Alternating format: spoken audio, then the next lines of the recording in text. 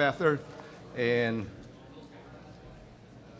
we're looking for everybody else that's going to show up. Will eventually get here. So thank you all for coming. Thank you for choosing to come to this panel at 3 p.m. or 3:05 p.m. on Wednesday afternoon. Given the fact that we're competing against a beautiful day out there, late afternoon, and the waves are running. I think the waves are good today, right? I'm honored that you chose to come here instead of going out to the beach. But you won't be sorry. Basically, we've got 3 outstanding speakers for you from the Indo-Pacom components, from the Marine Corps, from the Army, and from the Navy. And they will enlighten us with what their command is doing from a perspective of S&T priorities and what the S&T way forward and the roadmap is for the future for folks like us who are out in industry trying to help out the command. So why don't we go ahead and get started? And I'm going to introduce the first speaker as the Science Advisor at Mar4PAC, Dan Hanna. Mr. Dan Hanna, he currently serves as the Science Advisor to U.S. Marine Corps Forces Pacific in Camp Smith, Hawaii. Okay? His previous assignments include, he was just recently the 3MEF Science Advisor in Okinawa, Japan. So what does that tell you? That tells me that he did such an outstanding job in the Marine Corps that they wouldn't let him go. Okay, so he was fleeted up to a higher headquarters from Okinawa 3rd Marine Expeditionary Force to Mar4PAC. In his previous assignments, he's also been a program manager at NAVC headquarters. I'm guessing that's in Navy Yard, Washington, D.C. area. And he also was a manufacturing engineer for Merrick and Company. He attended Drexel University, Philadelphia, Pennsylvania. We won't hold that against you. And graduated with a BS in Mechanical Engineering. And in 2013, he received his MBA from the University of Maryland, College Park. So Dan, the floor is yours. Thanks, CJ. Thank you all. It's a pleasure to be here. A lot of stuff going on this week, so I'm glad I was able to carve out time and meet you all. It's a nice setup here. So Sujay covered my background.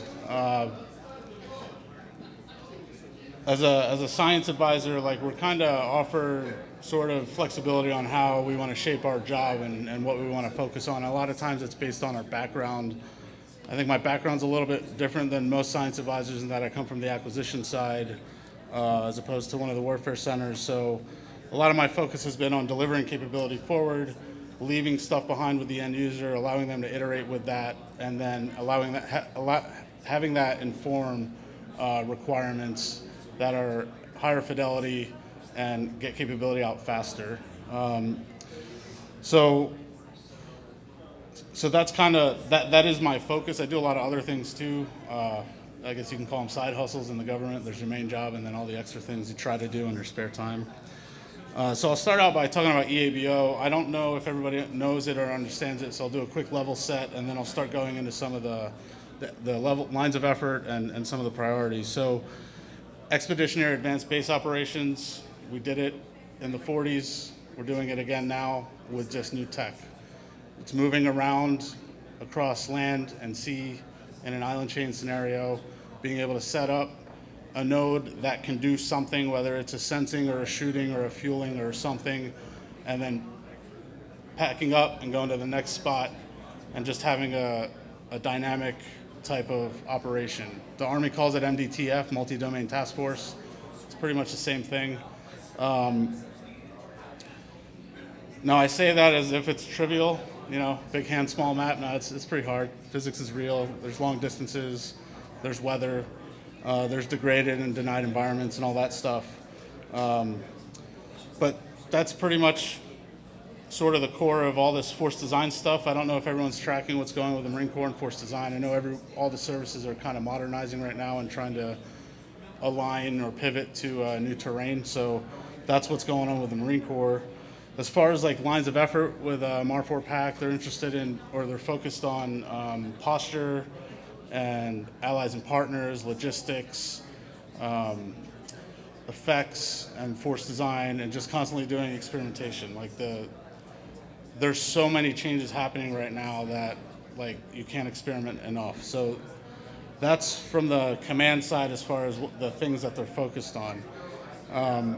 Things that I'm looking at, like the operational driver that I use to kind of define the S&T that the command wants. First is deterrence. Nobody wants to go to war with anyone right now, or ever. Hopefully we don't have to do that. So anything that helps contribute to deterrence during competition is of significant interest. If we can create effects that maintain deterrence and maintain free and open Indo-Pacific, that's what we want. And if we can do that while we develop proficiency in an operational environment with a certain new tech to allow new capabilities or redefine the ConOps that the Marines or others have to do, those are sort of the drivers right now in competition.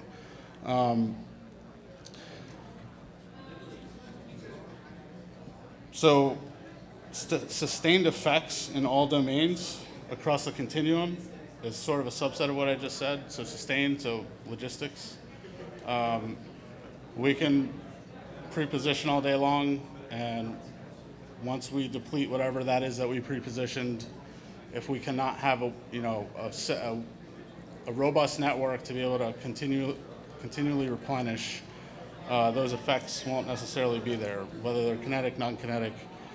So logistics is a big thing, and I don't think we're ever going to solve it, but there's a lot of efforts going into it, from the modeling and simulation side to inform war games, to refine those models, and then to also deliver capability. MAR4PAC is specifically focused on operational logistics, but when it comes to modeling, because 1MEF and 3MEF fall under MAR4PAC, in the Joint Task Force construct, they're interested in operational logistics.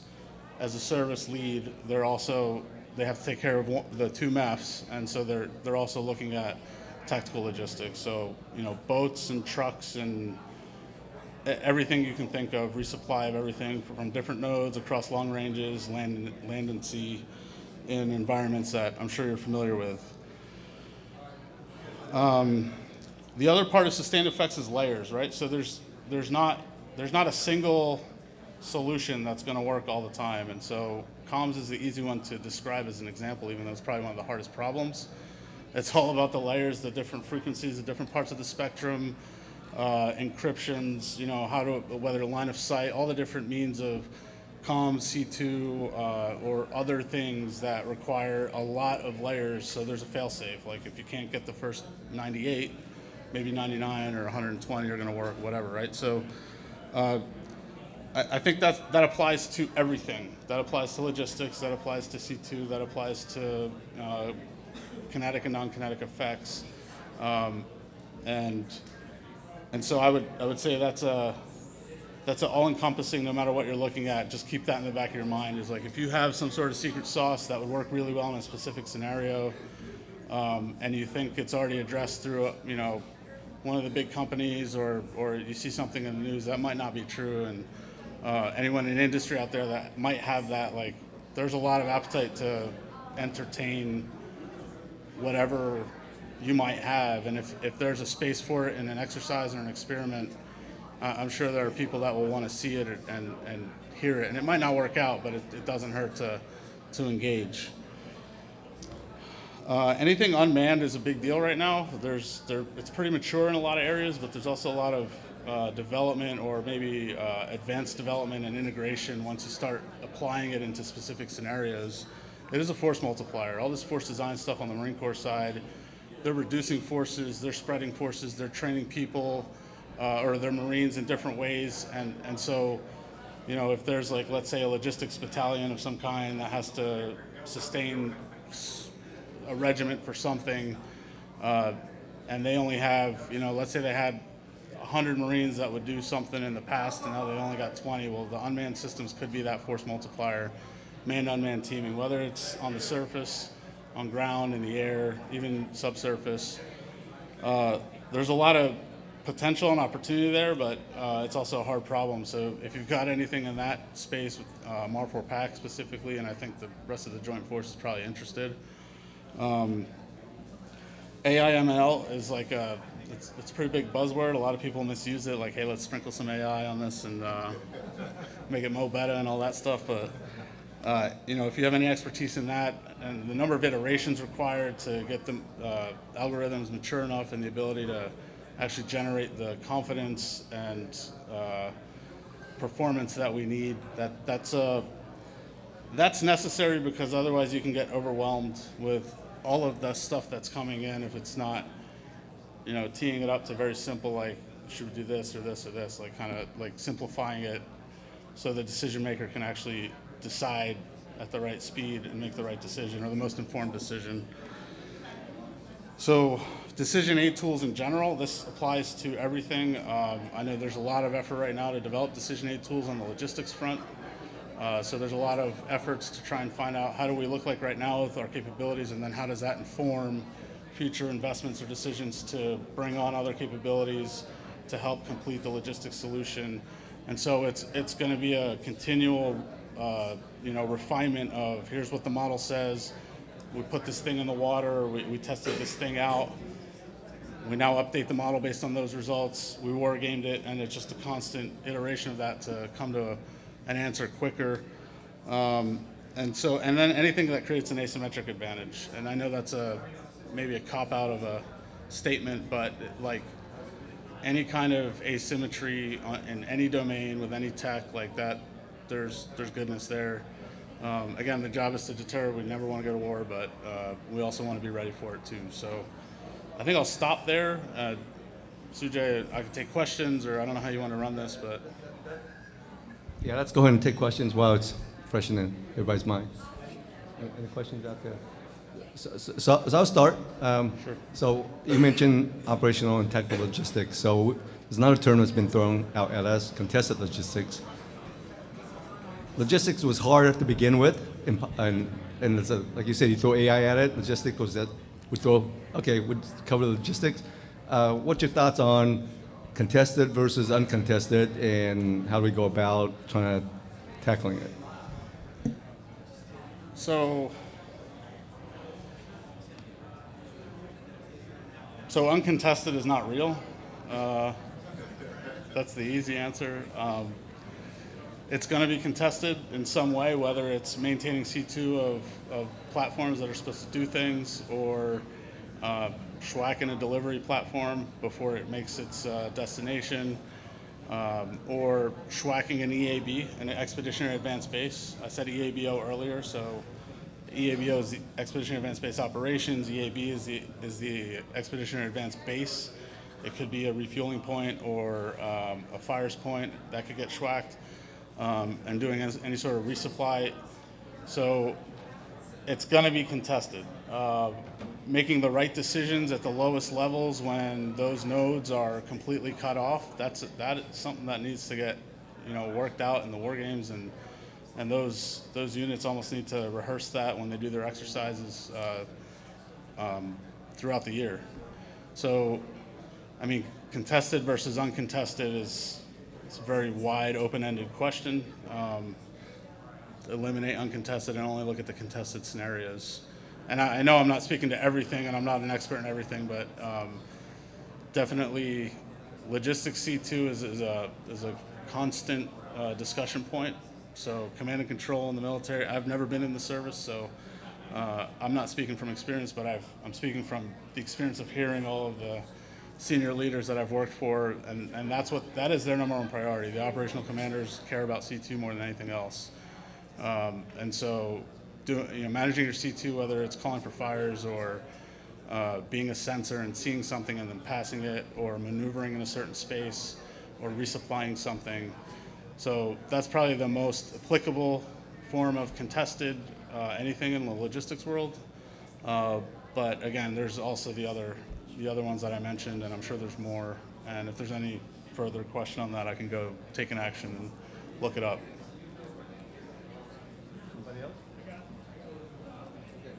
So we've seen General Berger's basically turning the Marine Corps up on its head in terms of, they're doing away with certain capabilities, so taking garner other ones.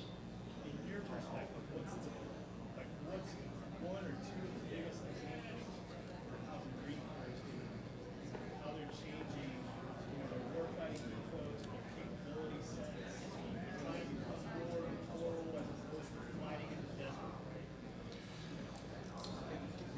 So the question was, how is the Marine Corps turning itself on its head, and what are the biggest changes that are happening to get after this modernization effort?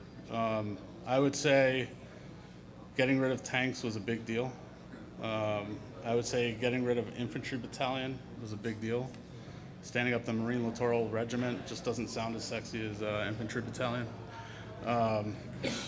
Every Marine is still an infantryman, and the Marine Littoral Regiment is very much infantry focused. It's just on different terrain. You know, if you're in an island chain scenario, you got to traverse a lot of water and land. So I would say the getting rid of tanks and then not having to be the one to maybe execute the fires, right? So you don't have to be the one that pulls the trigger, but you could see what needs to get shot and pass that information to someone else that needs to pull the trigger. That is probably not inherent to the Marine Corps because they're used to being the ones that are pulling the trigger, right? So I would say that's probably the biggest difference or change, to pivot to a different terrain. With all of the technology that's being developed now, if there are forward nodes able to do that, to pass the information and allowing the kill web and kill chain to move at speed, low latency, that's a big deal. That's the biggest change right now.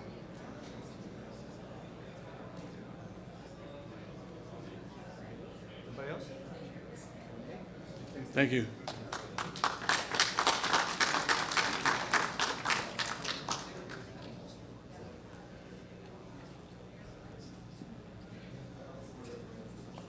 Okay, now next we move on from the Marine Corps to the Navy. Same department, right? So we've got Franz Ravello.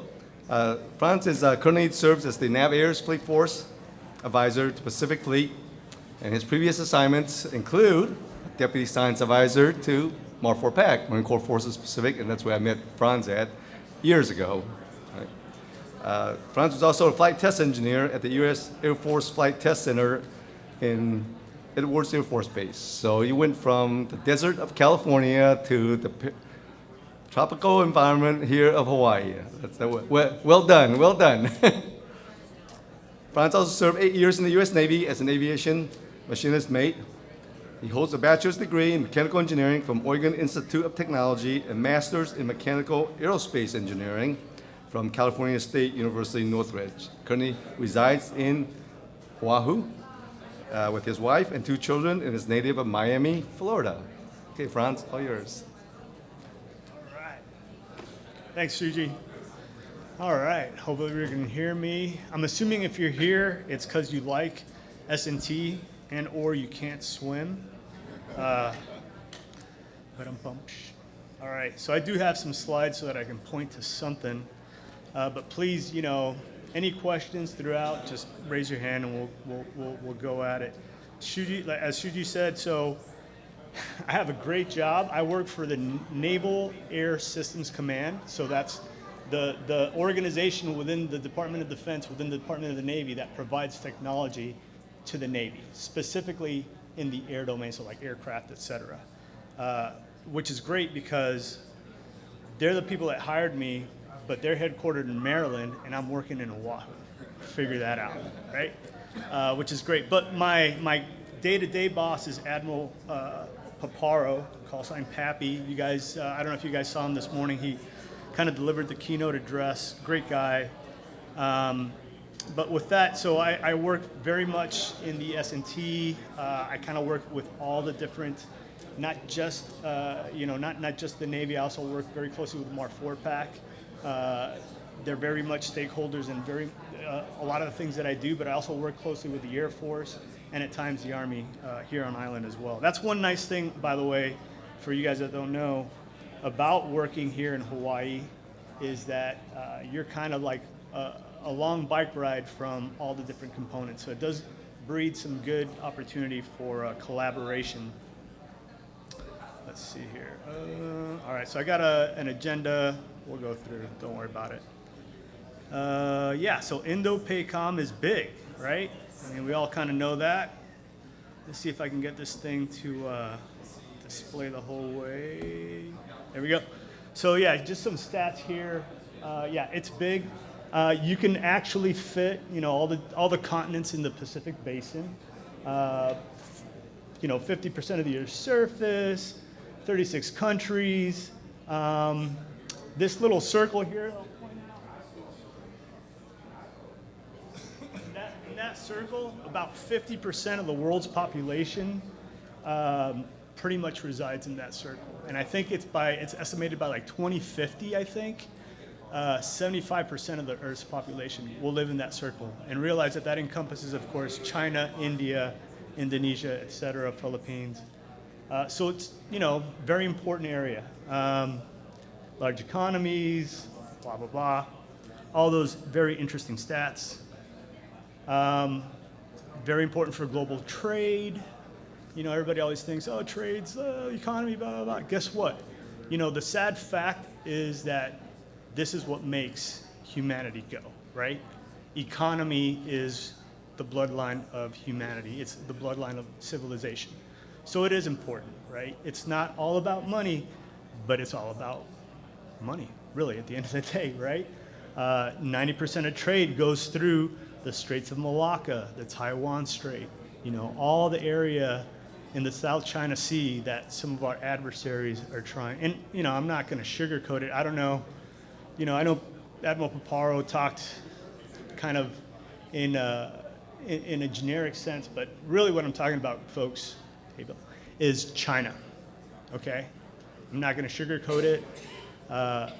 They are the enemy that we have right now, right? They are the adversary, worse than it was in the Cold War. And those of you that get to see things in the secret and top secret, layers that get intel briefs, you know what I'm talking about. It's extremely bad, right? So I just wanted to paint that picture about, again, our adversary, China. Here's kind of, and I'll get to the S&T part, but I'm just trying to kind of, level set you guys. So this is kind of like, toe to toe, the U.S. versus China, circa 1999. They were what I think most people would refer to as a brown water navy. So as you can see, they really didn't have a whole lot of maritime assets, certainly none that were of any consequence to us, right? So fast forward, and that's what it looks like today. And that's staggering. Any of you guys that do business with China or have any sort of manufacturing background and know their capacity to do things, they crank things out very rapidly. No, it's not. These are all unclassed slides. Sorry. And so the other portion of this that you need to also recognize, right, is, again, we're standing toe-to-toe here with our adversary, and realize on the right-hand side, I'm showing basically, and it's a little bit of cheating, but not much. I'm showing you the U.S. component of forces that are assigned to PACOM. So this is not every U.S. capability. But the other thing that I'm trying to highlight here is the components that we have, right? The fact that we have the Australian, the Japanese Self-Defense Force, and the South Koreans, who, if we were to go to do something, we definitely want to have those guys on our side.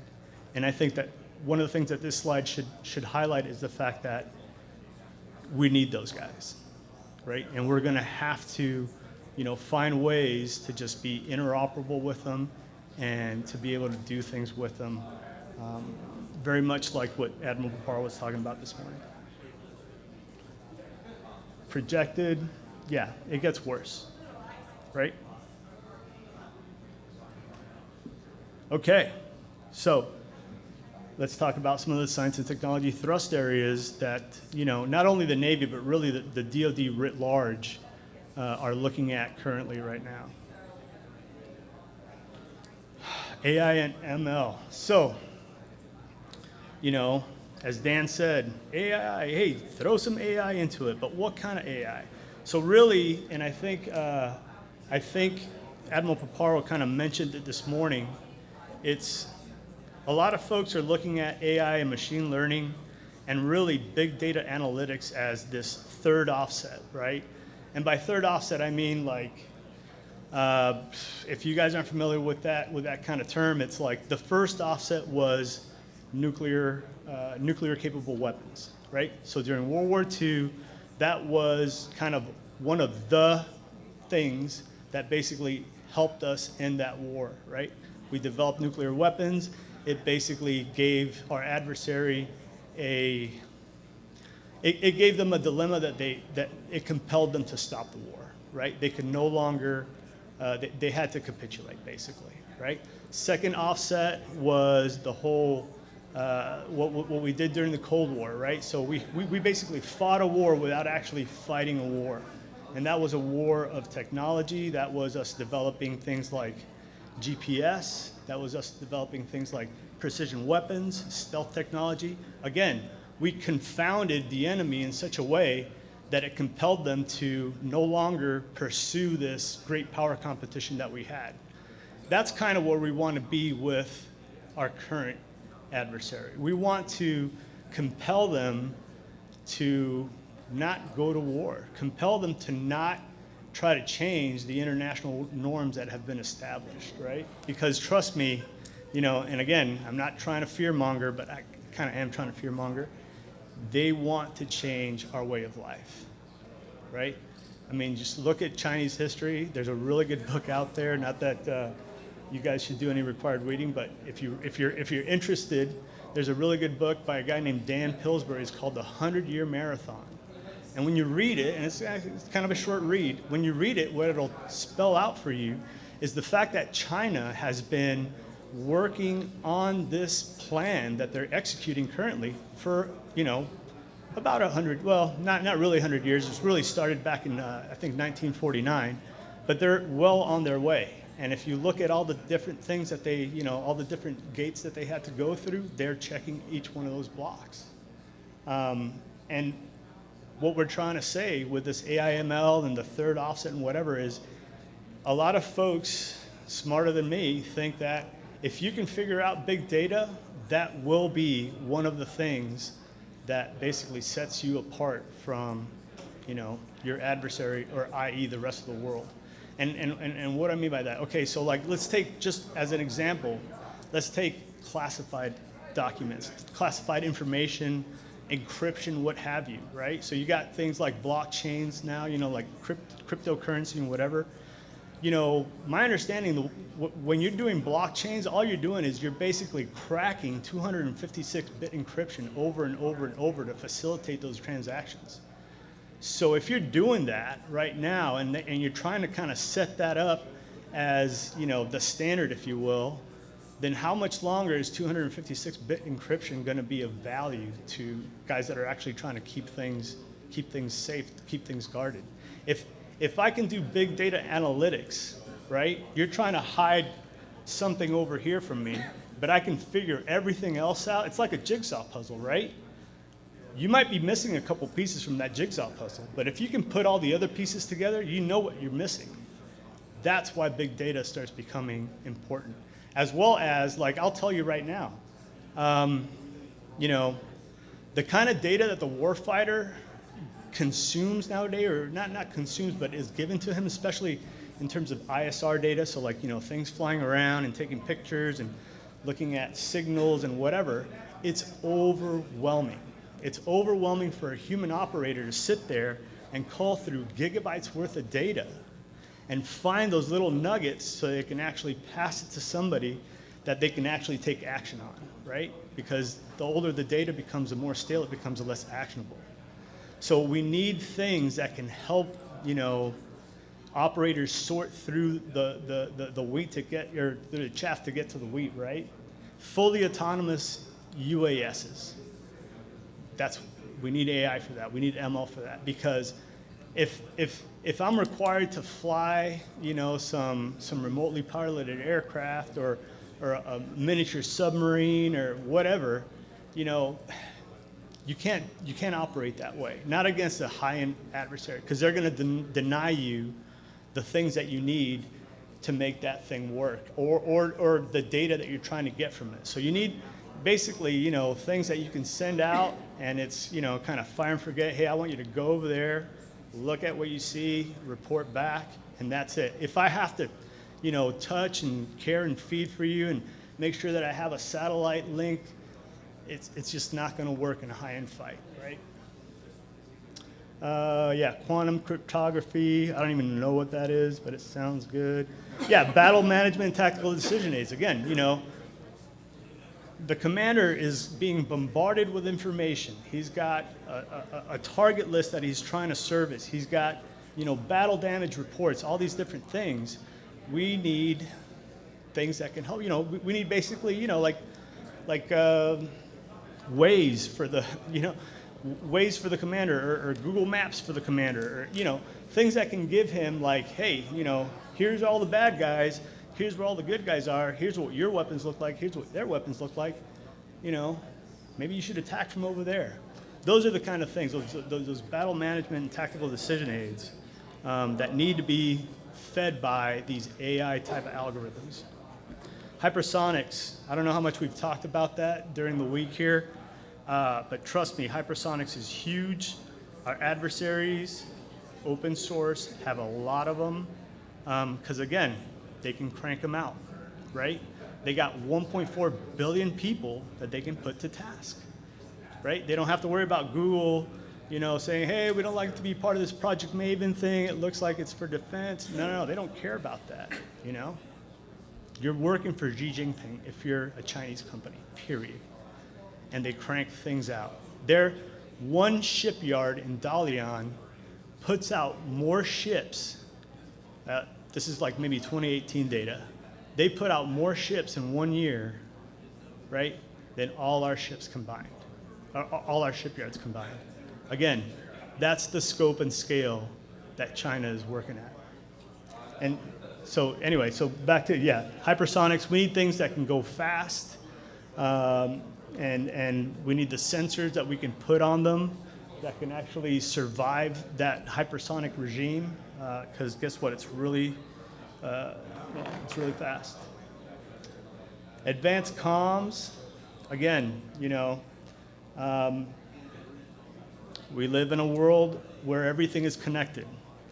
And it basically, I hate to say that we're tech dependent, but you're almost compelled to be so.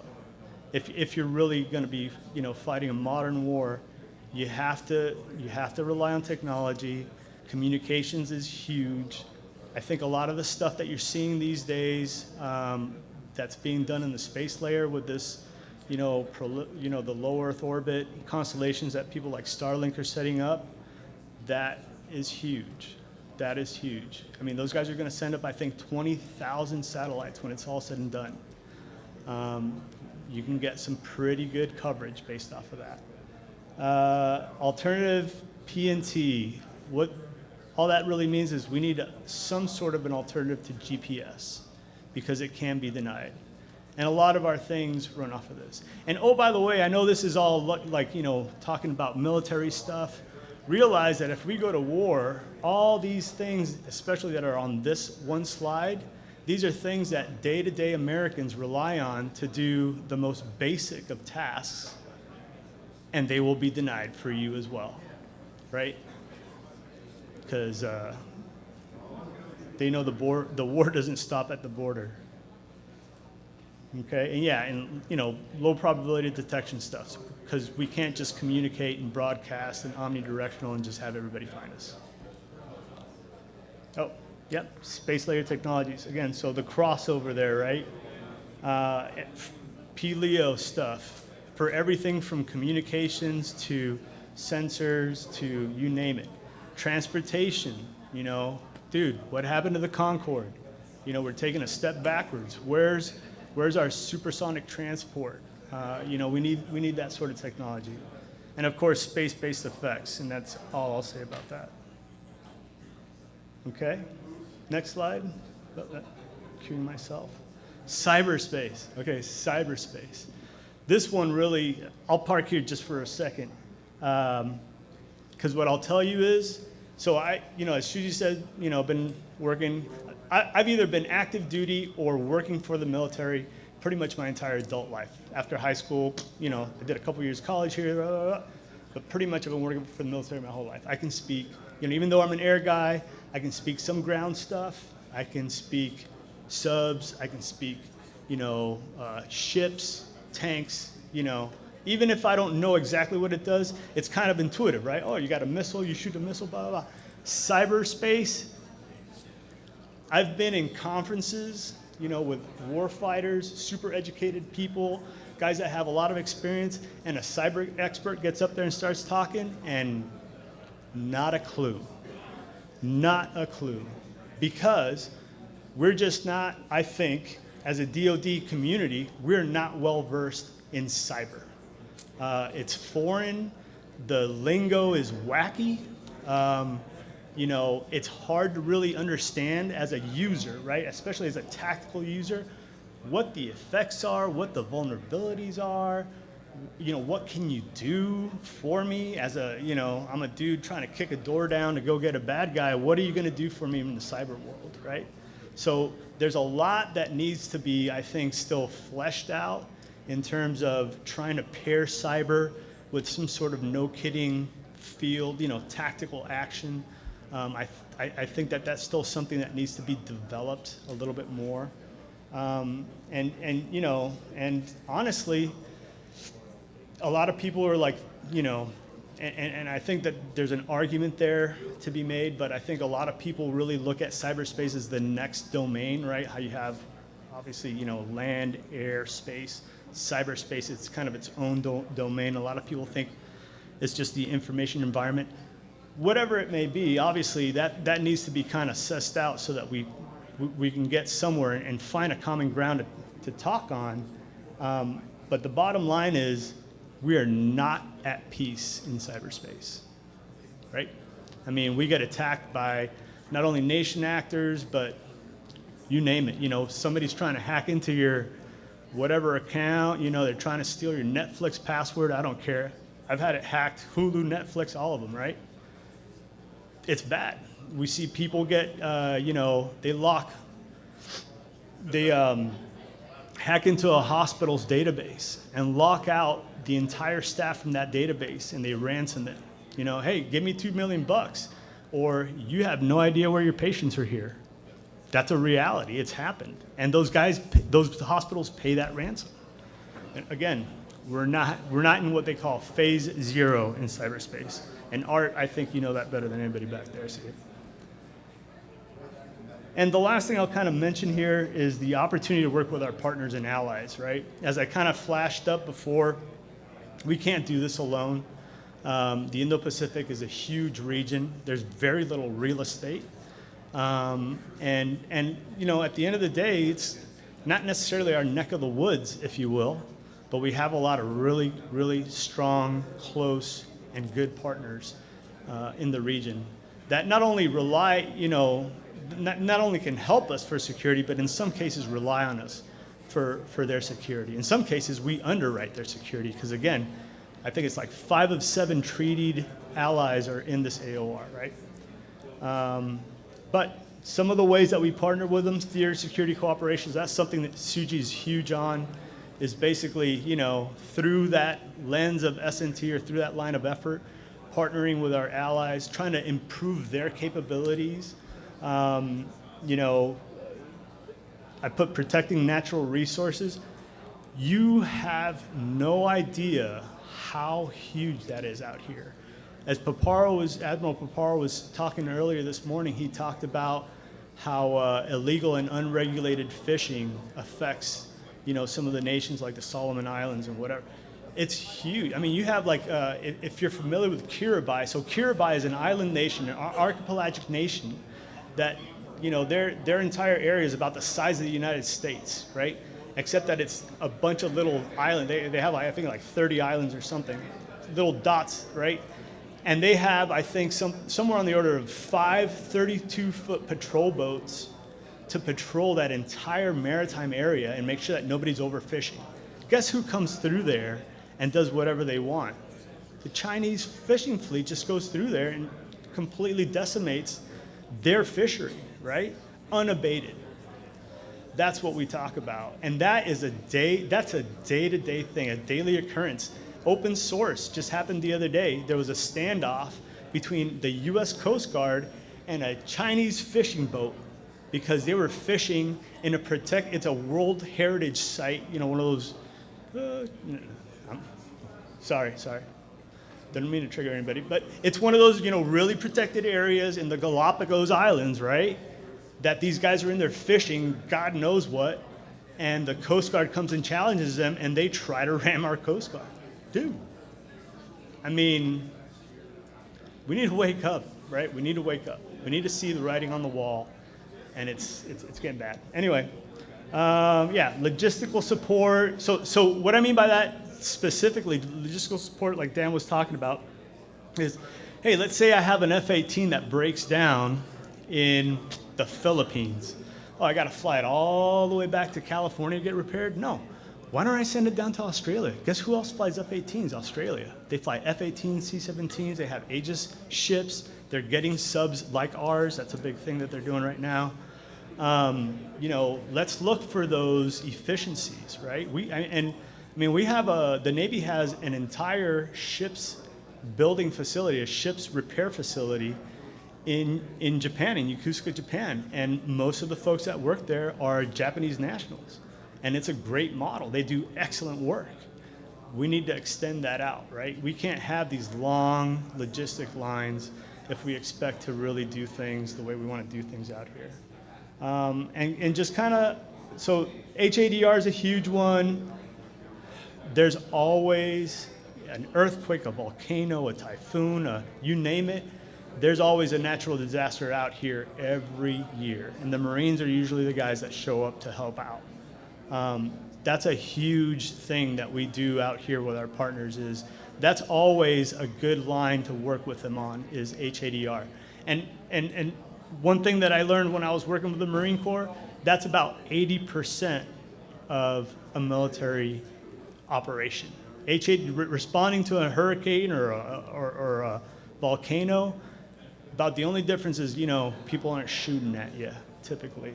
But everything else, the logistics, the security, getting food, water, protection, all that stuff, the lift, it's all there. And I'll just mention one last thing is there's a program that the Office of the Secretary of Defense sponsors. It's called the Coalition Warfare Program. And basically, if you have a technology, right, and you're developing it with a partner country, and there's like pretty much everybody but China and North Korea, I think, is a partner country, you can get funding up to, I think it's usually like around $1 million a project. $2 million per project. Thank you, Mac. Yeah, so yeah, right. So a foreign comparative test, like, hey, let's say the Norwegians are making a really cool missile that knows how to hit a ship. Why should we develop one if, our buddies have one? And maybe they're going to put it on their F-35 too. I don't know. We need to find those efficiencies, right? Let's see, next slide. Right, so this is just basically kind of a rehashing of all that stuff. But read my bumper sticker, because that's the other part. That's the other part. And I've never worked for a contractor, and I have a lot of friends that are contractors, so I'm not trying to throw you under the bus, but we need to make it affordable. If I'm spending, $3, $5, $10 million on one missile, dude, that makes it hard. That makes it hard. All right, so that's all I got, folks. Pending any questions. Yes, sir. Can you comment on the speed of the acquisition process in relation to needing to be affordable? Oh man, you just want this to turn into a, how you doing, Brian? So that's honestly that's part of the problem, right? Is the speed of acquisition, the inefficiencies that we have in our acquisition system. Typically, just throwing a number out there, it takes about, on a good day, depending on the technology, but for like an ACAT-1 project, takes about 5 years to grow to full capability from the time that you actually start paying for it. And that's the other issue, right? As you know, because when you start paying for it isn't exactly the year that you set up that plan, right? So that's a huge problem, and that's something that I think the enterprise is trying to work is how can we get our OODA loop, if you will, how can we get that decision loop faster, because it's just taking too long. The other thing too, and this is something that I personally fight with, all the time, because I get to see not only what the Navy's developing in terms of technology, but what the Marines are doing. Well, it's kind of the same, but what the Air Force guys are doing, what the Army guys are doing. And you talk about these stovepipes. That's one thing that I'd like to see changed is if I'm working on something, like let's say it's a mission planning system, and you're working on a mission planning system, but yours is better, and yours is going to field 2 years before mine, let's just stop giving me money and let's go with your stuff. Or maybe my team morphs into your team or something. We need to see more of that, because what you see is it just turns into kind of a pissing contest. It's like, shoot, Brian's doing that? Well, I'm sticking to my guns and we're still gonna do this, and then you just throw good money after bad on things, and you see that over and over and over. So yeah, good question. Okay. No. Last question. I was just asking, what sort of needs are you having? I see communication, and then I see cyber, and then you say we're getting attacked all the time. What sort of needs do you have on protecting the data, and then the need to connect wirelessly, securely from the endpoints? Yes, we need that. Where we are is exactly, we need to be able to, so one of the big conundrums right now with respect to data and platforms, and I'll get off the stage here soon, is, I can either have, all the information ported back to me somewhere, and then I can process it, exploit it, and disseminate it, or I can have it done on that platform, and then it sends me back whatever it thinks is important.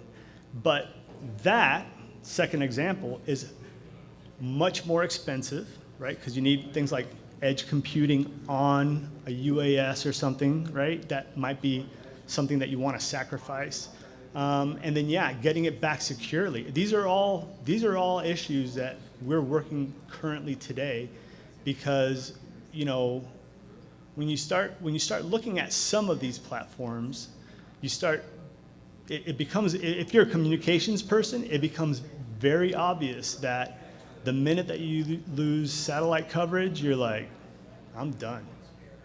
I have some capability, but I for sure don't have the full capability that I want to have out of that platform, right? All right, thanks, CJ. Thanks, Miles. Okay, let's now transition from Marine Corps, Navy, now to our favorite service, and for some of us, the Army here. So Lieutenant Colonel John Williams. So John is currently the Field Assistant Science and Technology Director for DEVCOM Indo-Pacific, leading a team of experts in advising the commands throughout the AOR, right, Indo-Pacific AOR. His previous assignments includes, I've got a list here, okay. Avenger Platoon Leader, Alpha Battery, 4th Battalion, 5th Air Defense Artillery Regiment at Fort Hood. A deployment to Iraq as the CRAM Scent and Warn Detachment Commander, Battery Commander of the CRAM Training Battery in Fort Bliss, Texas, Assistant Professor in the Department of Chemistry and Life Sciences at the United States Military Academy, Assistant Product Manager for Ground Combat Tactical Trainer in PEO Stride, and Assistant Program Manager for Science and Technology Portfolio Integration at CCDC Chemical Biocenter. So I see you can keep a job, huh? So, and normally I don't read awards because it takes a long time, but I'm gonna indulge myself, because when I was reading Lieutenant Colonel Williams' resume, his bio, this really caught my attention, and I just wanted to kind of share this with everybody. So Lieutenant Colonel Williams awards and decorations include the Bronze Star Medal, the Meritorious Service Medal with 4 oak leaf clusters, the Army Commendation Medal, the Army Achievement Medal, the Meritorious Unit Award, the Combat Action Badge, and the Parachutist Badge. Lieutenant Colonel Williams is a graduate of the U.S. Military Academy, married to the former Candace Norris. They have 4 children, Candace Nicole, who is 9, John Michael, who is 8, Crystal Naomi, who is 5, and Jai Matthew, who is 3. Where do you find the time to do anything? Okay. John, all yours. Cool. All right. First of all, thank you for staying and for coming to the panel. Thanks for letting me be here for it. Yeah, it's here. I'll grab it. Just a minute here. I know I'm the last one between us and happy hour, so I'll try to be brief, but if I fail, there are still drinks afterwards, so there's that. I appreciate the introduction, but I know even after that and the bio in it, and seeing the title, that the main question that's on a lot of people's minds is, what exactly is it you do here? What's my role actually here in theater? And I'm sorry in advance, I have no inside voice, so sorry if I break the mics. My job is to lead a team of scientists, engineers, and officers to advise the Army commanders throughout the theater on all things science and technology. I've got people here in Hawaii, like Dave and Ro. I've got people in Korea, Alaska, Joint Base Lewis McChord, and even Japan. We are all over the place. So our commanding general, General Brown, calls us his scouts. Our job is to go out there and find new technologies and new capabilities, but not just new capabilities for the sake of technology. We don't just do discovery for the sake of discovery. We operationalize discovery. What that means is we look at new technologies from the perspective of the units we're supporting, or mission-centered discovery. We like to ask certain questions about your technologies. What mission could your technology be applied to? What warfighter has the mission where your technology could be applied? And how is the warfighter doing it today?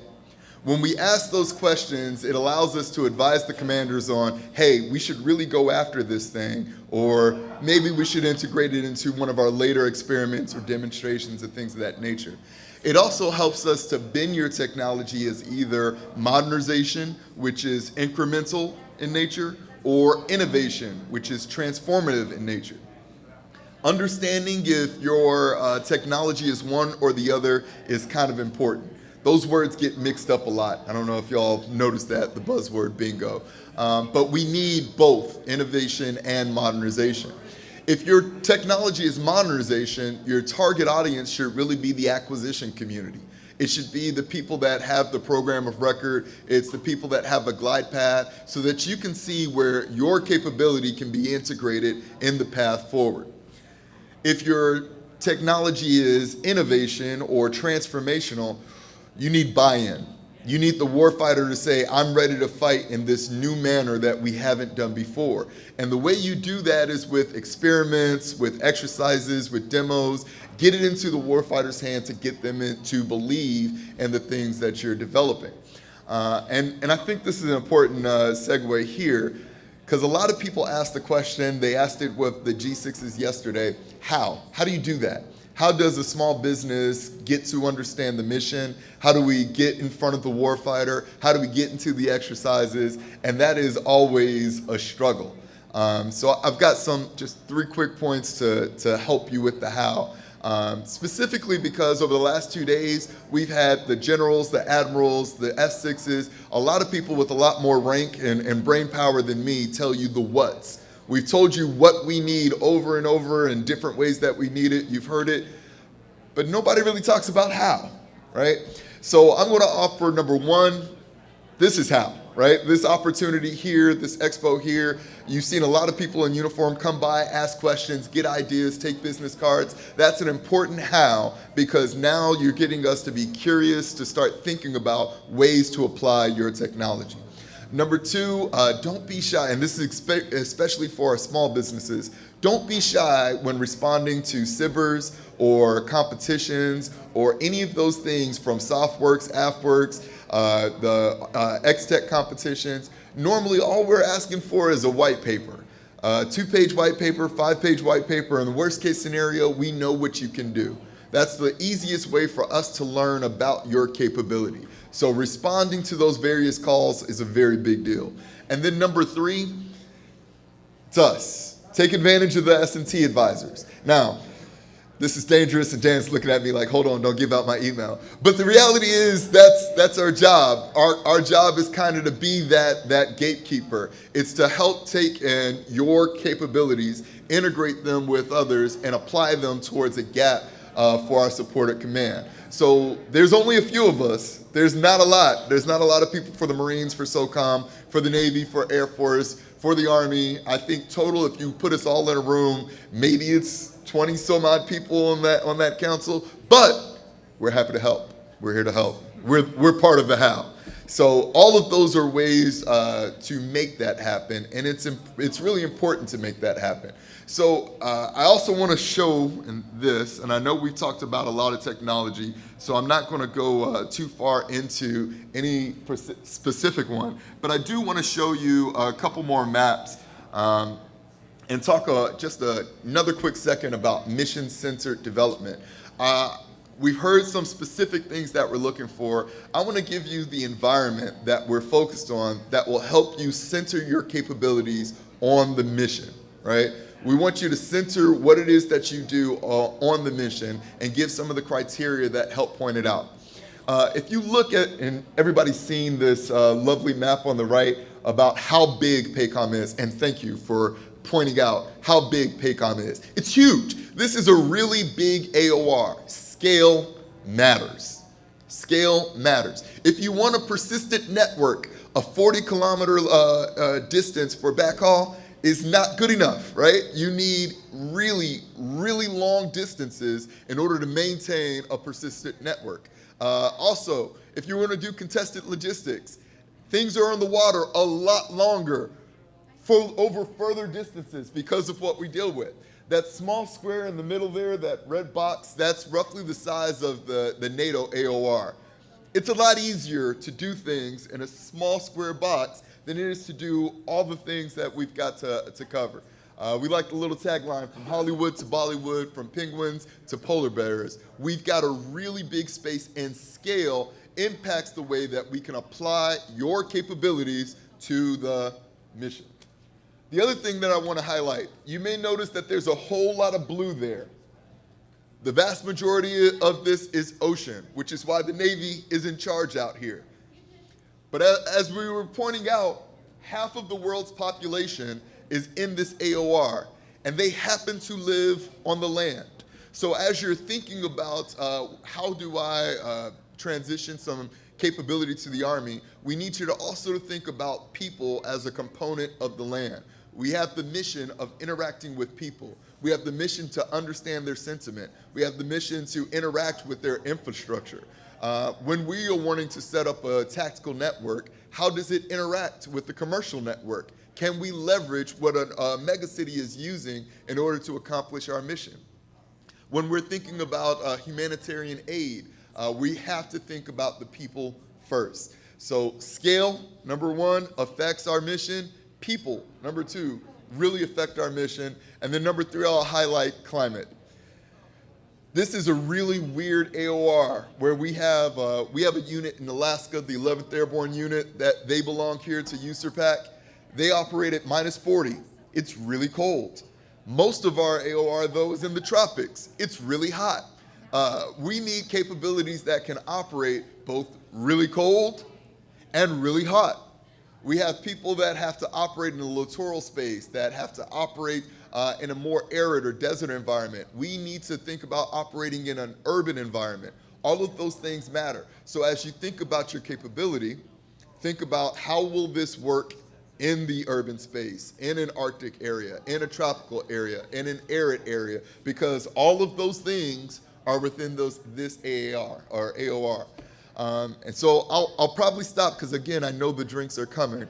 But I just wanted to highlight those things on ways to interact with us, ways to transition your capabilities, and ways to think about our missions so that you can move forward. Beyond that, all the things that were already highlighted, AI/ML matters. We care about persistent network, contested logistics. We're looking at the leading edge because this is the one theater on the earth that we're actually at risk at losing technological overmatch. So we're ready to leap ahead. Our leadership is ready to leap ahead. If you've got an idea that gets us to that next phase to help us leap ahead, we're ready to help listen to it. So I'll stop there. I do have a question. All right. Anybody questions? Because I do have a question I'd like to ask. No questions from the audience? Okay.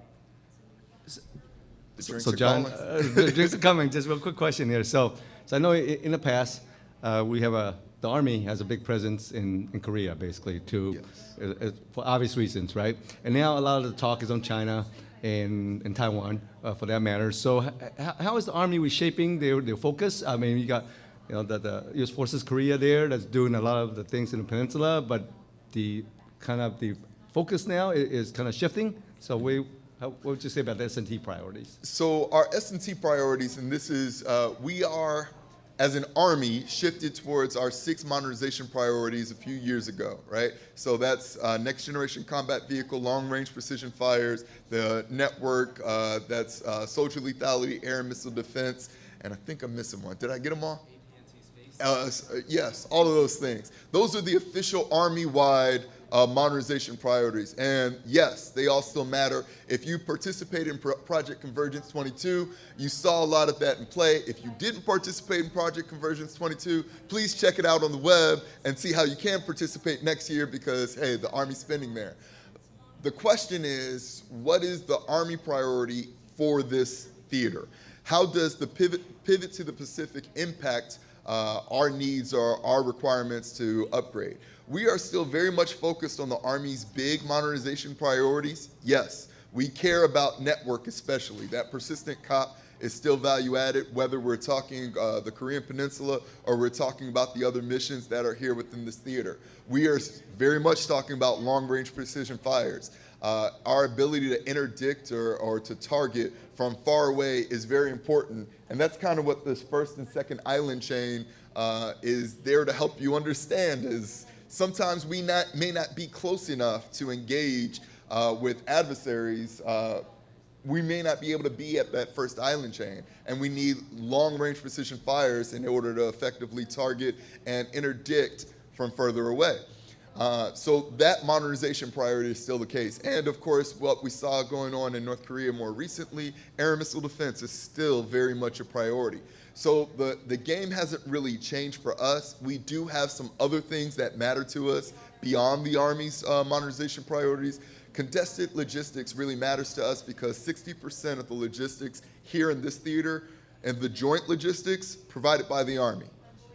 Okay, that means we need to upgrade and protect our Army watercraft. Europe doesn't care about Army watercraft. The rest of the world doesn't really care about Army watercraft. We care about Army watercraft and applying AI/ML to make those things happen.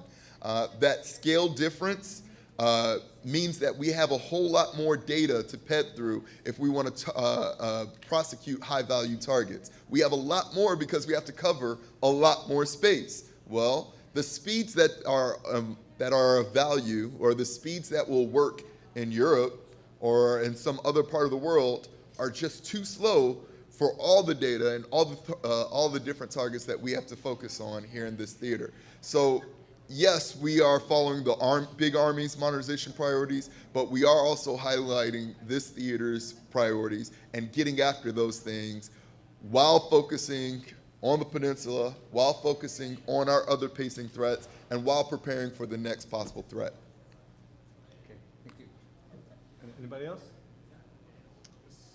Hey, go ahead.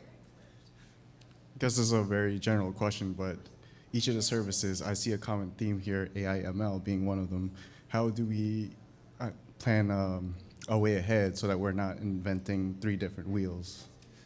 So I think this is probably one of the most important things. How do we play together, right? How do we make sure that we're not being cut off from data fusion or operations together because the Air Force likes it this way, the Army likes it this way, the Marines are happy to give them, take what we've got, and the Navy is doing something different. That's not the way that a joint force fights together. So part of that is going to be in our joint exercises and our joint development of different things.